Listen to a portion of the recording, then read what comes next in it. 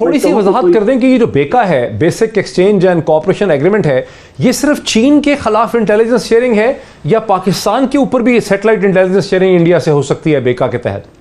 नहीं, मैं ये समझता हूँ कि ये चाहे वो कमकासा हो या बेका हो, ये इसका तो पूरे खित्ते के ऊपर इसके असरात होंगे, क्योंकि इसके इंटेलिजेंस शेयरिंग के जो बाज डिफेंस एनालिस्ट हैं उनके कहने के मुताबिक अमेरिका इन दोनों मुआहिदों के बाद एक साइलेंट पार्टनर बन जाएगा हिंदुस्तान का किसी भी फ्यूचर वॉर में, या चाइना के साथ होती है उनकी हिंदुस्तान की जंग या पाकिस्तान के साथ होती है, उसके तो ऑब्वियसली नेगेटिव जो सी है वो जरूर होंगे। अब जिस किस्म की आप देख रहे हैं, अब ये बेका का एग्रीमेंट, ये जो डिफेंस का इतना क्लोज रिलेशनशिप अमेरिका और चीन के खौफ की वजह से डेवलप हो रहा है, चीन के खिलाफ तो यूज होगा नहीं होगा, आपकी मिलिट्री और जीएचक्यू की क्या थिंकिंग होनी चाहिए इस मौके पे, जब इतनी सोफिस्टिकेटेड टेक्नोलॉजी शेयरिंग का चांस बढ़ता चला जा रहा है, तो पाकिस्तान की क्या ऑप्शंस?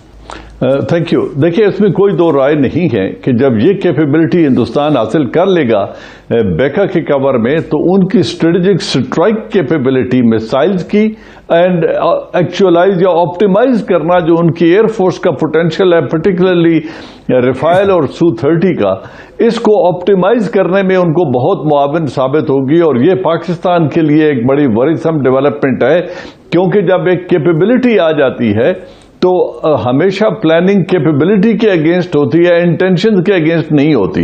इंटेंशंस ओवरनाइट चेंज हो सकती हैं, तो उनकी जो कैपेबिलिटी है वो सिर्फ चाइना स्पेसिफिक नहीं रहेगी। ओवरऑल अगर उनकी आर्म्ड फोर्सेस में और particularly missile force and air force में स्ट्राइक कैपेबिलिटी बढ़ती है, तो ये पाकिस्तान के लिए लम्हा फिक्रिया है। और पाकिस्तान इसको न सिर्फ देखेगा, इसको एनालाइज करेगा और इसके काउंटर के तौर पे उसको जहां कहीं से कोई टेक्नोलॉजी मिल सकती है, यकीनन वो चाइना की तरफ देखते हुए वो इसका हल ढूंढेंगे। But we will have to go another mile, और इसका हमें हल ढूंढना पड़ेगा। अब चूंकि इस एरिया में उनके स्ट्रेटेजिक इंटरेस्ट को इंसाइड कर रहे हैं हिंदुस्तान के साथ, और हमारा स्ट्रेटेजिक इंटरेस्ट को इंसाइड करता है चाइना के साथ, तो अब ये दोनों जो राइवल पावर्स हैं, इकोनॉमिक पावर्स हैं, but militarily they are very well equipped both of them.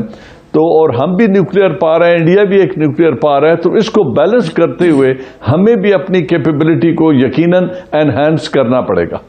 America का यह नया सदर जो है, इसका क्या रवैया होगा चीन की तरफ, हिंदुस्तान की तरफ, पाकिस्तान की तरफ, अफगानिस्तान की तरफ, ईरान की तरफ, मल्टीलैटरल ऑर्गेनाइजेशंस और इंस्टीट्यूशंस की तरफ, और पाकिस्तान को किस तरह से इस नई अमेरिकन एडमिनिस्ट्रेशन के साथ अपने मफादात का तहफ़्फ़ुज़ करना होगा? हमें एक चीज़ को ज़हन में रखना होगा, वो ये है कि जो अमेरिका में या किसी भी मुल्क की जो खारजा पॉलिसी होती है, उसके ब्रॉड कॉन्टूर्स में कोई ख़ास तब्दीली नहीं आती। ये जो चीन से मुतल्लिक जो प्रेसिडेंट ट्रंप का रवैया था या जो हाइप हमें नजर आती थी, इसकी बुनियाद तो बहुत पहले पड़ चुकी थी। आपको याद होगा कि प्रेसिडेंट ओबामा जब वो सदर बने तो उन्होंने एशिया पैसिफिक स्ट्रेटेजी इवॉल्व की, जिसके तहत उन्होंने चीन के साथ उन्होंने किया अपना, वो चीन को एक दिखाया गया कि चीन इज द नेक्स्ट कंपटीशन। लेकिन अब पिछले 4 साल में प्रेसिडेंट ट्रंप के दरमियान में जो कंपटीशन वाली जो फजा थी जो चाइना के साथ थी, वो ट्रांसलेट हो गई into some kind of a rivalry.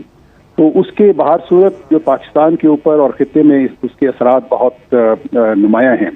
उसका एक नतीजा ये भी निकला कि पिछले 4 साल में आपने देखा कि भारत और अमेरिका के ताल्लुकात में बहुत बढ़ावा आया। 2018 के अंदर एक चीन और हिंदुस्तान का एक दिफाई मुआहिदा हुआ, जिसको कहते हैं communication compatibility and security agreement, COMCASA. और अभी उन्होंने एक बेका, एक BCA एक एग्रीमेंट साइन किए हैं, जिनकी बहुत ही एक मैं समझता हूं कि खित्ते में जो एक दिफाई और एक स्ट्रेटेजिक एक बैलेंस था, उसको ये जरूर डिस्टर्ब करते हैं। हिंदुस्तान के पॉइंट ऑफ व्यू से 2 अहम डेवलपमेंट्स हैं।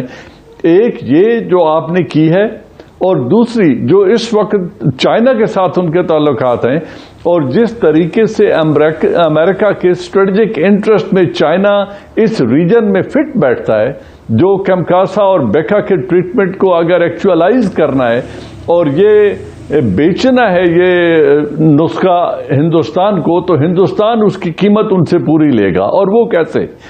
इस वक्त हिंदुस्तान को खतरा है टू फ्रंट वार का, जो वो बेचेंगे चाइना को, जो अमेरिका को।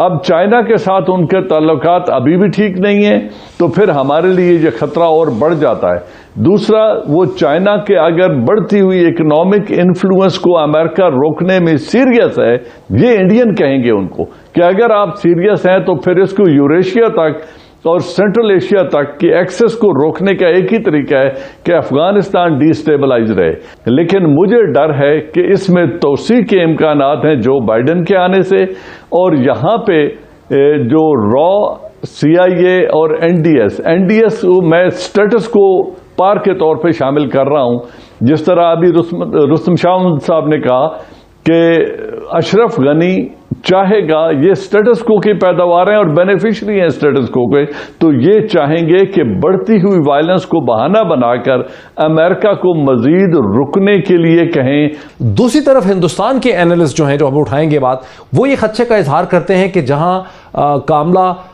कमाला हारिस और बाइडेन एडमिनिस्ट्रेशन जो है वो हिंदुस्तान के लिए बड़ी सॉफ्ट होगी, सिविलाइजेशनल डेमोक्रेसी या सब कुछ, वहीं वो नरेंद्र मोदी और हिंदुत्व के ऊपर इतनी काइंड नहीं होगी। और नरेंद्र मोदी के और बाइडेन के ताल्लुकात में वो वाली गर्मजोशी नहीं रह सकेगी जो डोनाल्ड ट्रंप के साथ उनकी थी, क्योंकि डोनाल्ड ट्रंप उनकी तमाम जो एंटी ह्यूमन राइट किस्म की एक्टिविटीज थी उन्हें इग्नोर करते थे और खामोश रहते थे। इसकी सिग्निफिकेंस कितनी है? पाकिस्तान कितना खेल सकता है? कितना बड़ा कम्युनिकेशन चैलेंज है पाकिस्तान के लिए?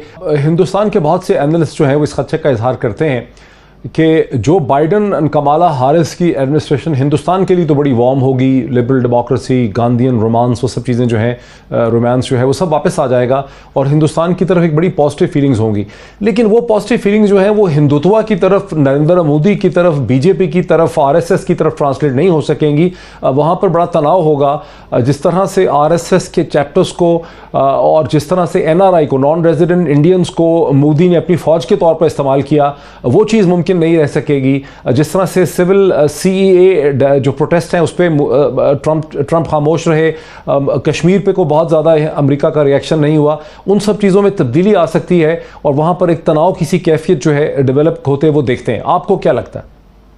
जी, आप बिल्कुल आपने सही फरमाया। एक तो सबसे पहले हमें ये बात जहन में रखनी चाहिए कि ये जो जितने भी डेमोक्रेटिक कैंडिडेट्स थे डेमोक्रेटिक पार्टी के, उन सब ने जो हिंदुस्तान की जो उन्होंने एक्शन लिए, जो पिछले साल लिए या इस साल लिए, चाहे कश्मीर रिलेटेड एक्शन हो या जो NRC या CAA रिलेटेड एक्शन थे, उन सबको उन्होंने तनकीद का निशाना बनाया। कांग्रेस के अंदर ये कमला हारिस उन तमाम ब्रीफिंग्स में और उन हेयरिंग्स में मौजूद थी जिसके अंदर ये हिंदुत्व को और मोदी को निशाना तनकीद बनाया गया। तो उस हिसाब से मैं समझता हूं कि वो जो एक ट्रंप का एटीट्यूड था एडमिनिस्ट्रेशन का, वो उसमें वो वाला एटीट्यूड नहीं होगा। इनका थोड़ा सा ज्यादा एक बैलेंस्ड एटीट्यूड होगा जो है वहाँ के मामला के सिलसिले में। आपको ये याद होगा कि ये जो इन्होंने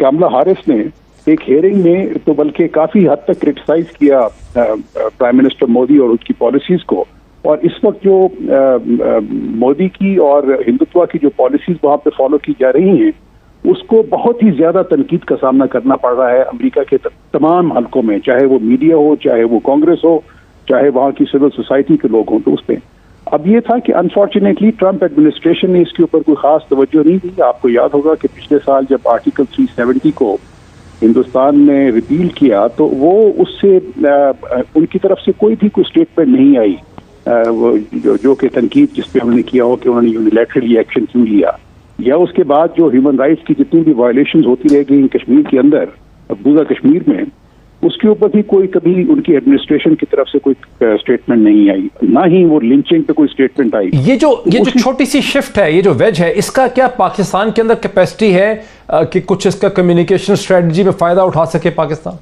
मैं समझता हूं कि वो शिफ्ट तो है, लेकिन जो हिंदुस्तान और अमेरिका के ताल्लुकात की जो बुनियादी नौयत है वो उसमें तब्दीली नहीं आएगी।